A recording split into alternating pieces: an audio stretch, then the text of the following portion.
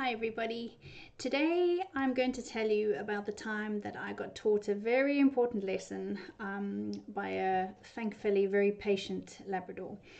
Now, I've spoken to a lot of animals and I'm always blown away by the wisdom and the awesomeness of some of the messages that come through.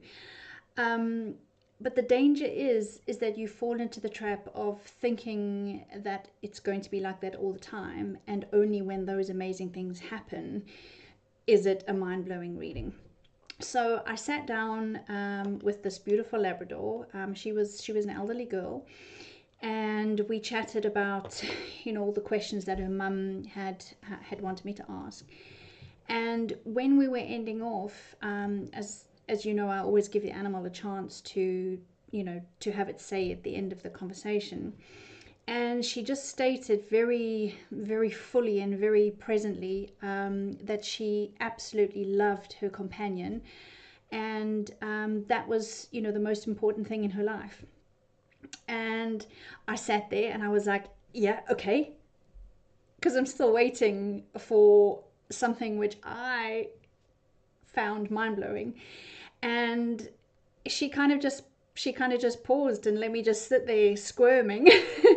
And I was like, yeah, okay, there's got to be more, because like your person's paying for this reading and I need to give something amazing. And it was so awful. I really felt her. I could see her in my mind's eye kind of tilting her head and saying to me very kindly but very firmly, why does there have to be more? Why can't being the most important thing in my life, why can't the most important thing in my life be that I love my companion and it's the most important thing in my life? Why does there have to be more?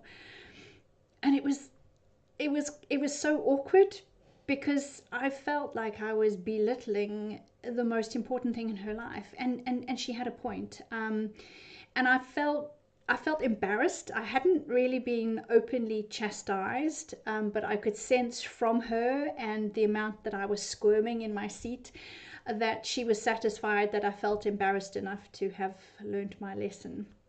So yes, now I learn to appreciate that whatever the animal has to say for them is mind-blowing. And just because I might not think, oh gosh, this isn't an animal that's come from the spiritual realm to act as an animal guide for this person, it doesn't always have to be what I perceive as mind-blowing.